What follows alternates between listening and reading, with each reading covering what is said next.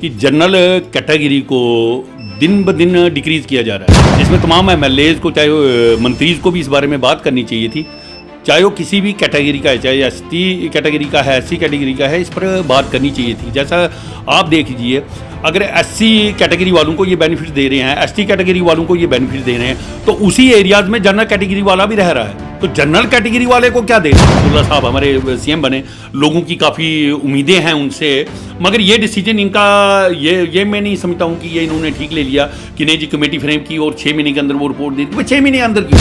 इसको चाहिए मिनिमम यार 15 दिनों के अंदर रिपोर्ट दे दो ना। अब पोस्टें हर डिपार्टमेंट पोस्टें निकाल रहा है, आपने 6 महीने इसको ले लिया, तो 6 महीने में जो पोस्टें फिल हो जाएंगी उसमें जनरल कैटेगरी को तो खत्म हो गया। तो पहाड़ी स्टेटस जो इन्होंने देना चाहिए था, सबसे पहले तो मैं बोलता हूँ ये अपने चिनाब वैली को देना चाहिए था। और चिनाब वैली के जो जितने भी हमारे एमएलएज़ हैं, ये आपने देख लिए, ये बच्चा जानता है, मगर मुझे नहीं समझ आती है कि जब भी इलेक्शन आ जाता है फिर उन्हीं एमएलएज़ को कैसे लोग वोट देते हैं, कैसे जिताते हैं, इस चीज़ की किसी को भी कोई समझ नहीं आ रही है। मैं तो समझ ही नहीं पा रहा। देख रहे हैं कि इतनी क्राइसिस उठ के जनरल कैटेगरी में इतनी मतलब उधर रजिस्ट्रेशन शुरू हो गई है और हमारे चिनाब वैली के एक भी एमएलए इस बारे में बात नहीं कर रहे हैं। हमारे आप मुझे बोलिए ना, जो गिंदो में रह रहा है, क्या गिंदो में जनरल कैटेगरी वाला नहीं रह रहा, उधर क्या एससी और एसटी कैटेगरी वाला रह रहा है?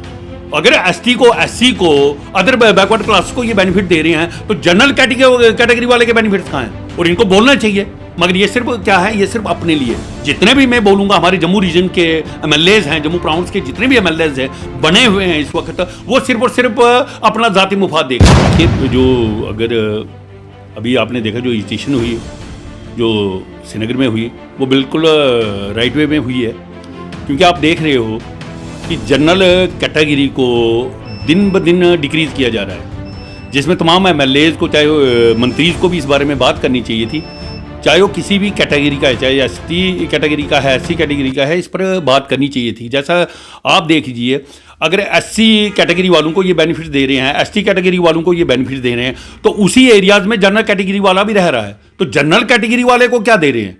और उसकी तो जो अपनी रिजर्वेशन है उसको भी डिक्रीज कर करके इवन के इन्होंने 40 पर जनरल कैटेगरी को रख लिया है।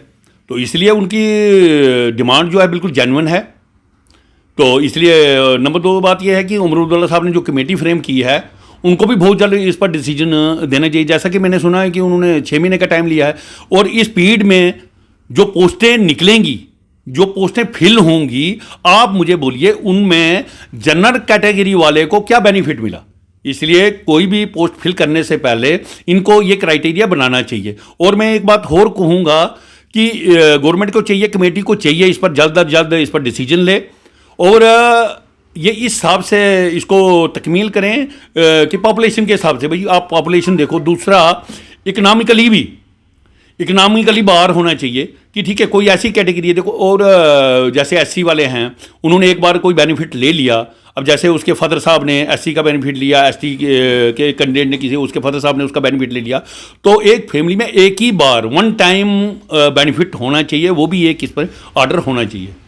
वही तो मैं इकनॉमिकली, तभी मैंने बोला कि इकनॉमिकली इसमें बाहर होनी चाहिए, वही चीज़ है। देखो ना, अगर आईएएस अफसर है, आईएएस अफसर को उसके बेटे को चाहे वो कैटेगरी में है या नहीं है, कैटेगरी में अगर है तो उसको कैटेगरी देने की जरूरत क्या है? क्योंकि कैटेगरी उसको दी जाती है जो इकोनॉमिकली वीक है, उसको ग्रो करने के लिए, उसको उस लेवल पर पहुंचाने के लिए, जो एक इकोनॉमिकली साउंड है उस लेवल तक पहुंचाने के लिए ये क्राइटेरिया बना गया था, ये कैटेगरी बनी गई थी। मगर इसका बेनिफिट जो है पूरी फैमिली में हर कोई ले रहा है, वो चीज़ इसमें बाउंड होनी चाहिए। देखिए वो जो डिसीजन है, मैं आपको बोलूँ, जो पहाड़ी, आप मुझे बोलो पहले पहाड़ी का मतलब क्या है, पहाड़ी की डेफिनेशन क्या है?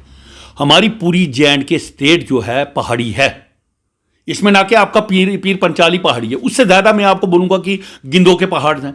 आप देखिए गिंदो को छोड़कर डिस्ट्रिक्ट डोडा को, रेस्ट वाइज डिस्ट्रिक्ट डोडा, बरहाल में देखिए आप कितने कितने बड़े पहाड़ हैं, क्या वो पहाड़ी नहीं है? इनको ये डिसीजन, यही तो मैं बोल रहा हूँ कि हमारी जे.एंड.के जो है ना एक टेस्टिंग लैब बन गई है। इधर तो जिसको जो चाहिए, जो भी पावर में आ रहा है वो अपनी मर्जी से काम कर रहा है। जैसे उमर अब्दुल्ला साहब हमारे सीएम बने, लोगों की काफ़ी उम्मीदें हैं उनसे, मगर ये डिसीजन इनका ये मैं नहीं समझता हूँ कि ये इन्होंने ठीक ले लिया कि नहीं जी कमेटी फ्रेम की और 6 महीने के अंदर वो रिपोर्ट दे दी। 6 महीने के अंदर क्यों?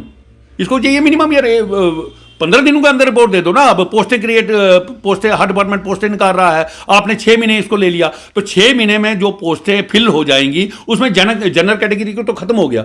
और पहाड़ी स्टेटस जो इन्होंने देना चाहिए था, सबसे पहले तो मैं बोलता हूं ये अपने चिनाब वैली को देना चाहिए था। और चिनाब वैली के जो जितने भी हमारे एमएलएज हैं, ये आपने देख लिए, ये बच्चा बच्चा जानता है, मगर मुझे नहीं समझ आती है कि जब भी इलेक्शन आ जाता है फिर उन्हीं एमएलएज को कैसे लोग वोट देते हैं, कैसे जिताते हैं, इस चीज़ की किसी को भी कोई समझ नहीं आ रही है। मैं तो समझ ही नहीं पा रहा हूं। और ये देख रहे हैं कि इतनी क्राइसिस उठ के जनरल कैटेगरी में इतनी मतलब उधर एजिटेशन शुरू हो गई है, और हमारे चिनाब वैली के एक भी एमएलए इस बारे में बात नहीं कर रहे हैं। और हमारे, आप मुझे बोलिए ना, जो गिंदो में रह रहा है, क्या गिंदो में जनरल कैटेगरी वाला नहीं रह रहा, उधर क्या एससी और एसटी कैटेगरी वाला रह रहा है? अगर एससी को अदर बैकवर्ड क्लास को ये बेनिफिट दे रहे हैं, तो जनरल कैटेगरी वाले के बेनिफिट्स कहां हैं? और इनको बोलना चाहिए। मगर ये सिर्फ क्या है, ये सिर्फ अपने लिए। जितने भी मैं बोलूंगा हमारे जम्मू रीजन के एमएलएज हैं, जम्मू प्राउंस के जितने भी एमएलएज हैं बने हुए हैं इस वक्त, वो सिर्फ और सिर्फ अपना जाति मुफाद देख रहे हैं।